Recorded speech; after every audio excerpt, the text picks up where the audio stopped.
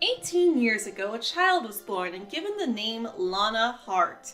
Lana's parents were ecstatic because they'd always wanted a baby girl, and now it had seemed like their prayers were answered. Or were they? As Lana grew up, it became apparent that she was not like the other little girls her age. She didn't really care for princesses or dresses or pastel colors, and instead seemed to prefer roughhousing and superheroes and other things that typically little boys were more into. At first, Lana's parents didn't really seem to mind so much, so long as their daughter was happy. That is until they heard something very, very disturbing from their beautiful baby girl. "Mom, Dad, I'm not a girl. You know I'm a boy, right?" Lana's parents were shocked. They'd never imagined their precious little girl would ever say something so strange, so alien. A boy? Where did Lana even get this idea from? They quickly tried to rationalize this away by telling their daughter that they were in fact a girl and not a boy, but Lana was very insistent. This of course angered Lana's parents, who told them to never say such things again. And for the longest time, he didn't. At least, not to his parents. As Lana went through school, he wound up introducing himself as Lano, and yes, he was a boy. His teachers didn't really think too much on the matter, and just brushed it off as a spelling error in the computer. The other kids at school didn't really notice or care much at first, so Lana was able to live his life pretty normally while at school, and then lied to his parents at home just to keep them happy. His double life of a skinny boy by day and tomboyish girl by night seemed to work out pretty well for him, at least until the final few weeks of high school.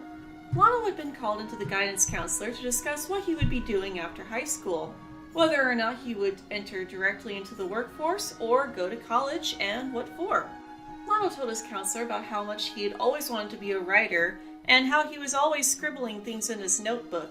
From short stories to fan fiction, he even had a couple of ideas for original stories that he really wanted to work on in the future. The visit went pretty routinely, up until Lano had to sign his name to show that he had in fact been spoken to by the counselor. The counselor noticed that the name in her computer and the name that Lano had written down were slightly different. She was the meticulous type and always kept her computers up to date, so she knew that the computer couldn't be wrong.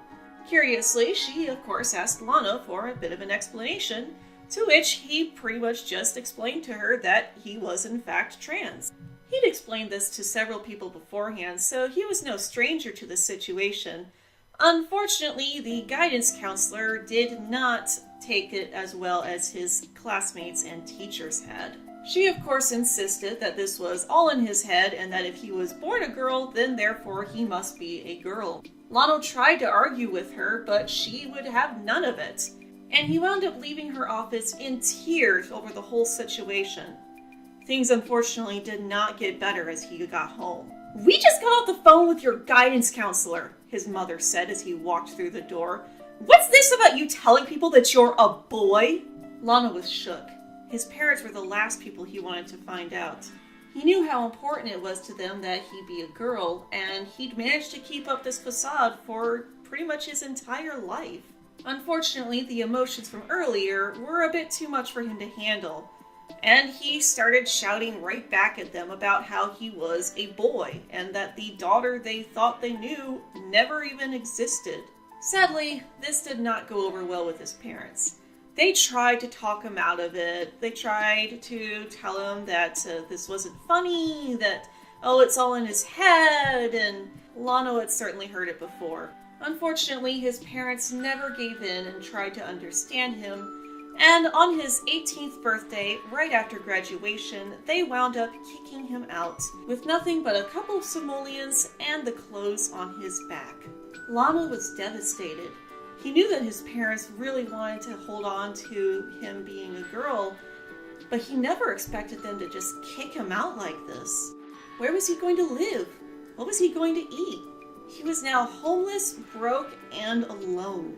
He barely had any friends, as he typically kept to himself, partially in fear that they might find out that he had a female body and try to ridicule him for it.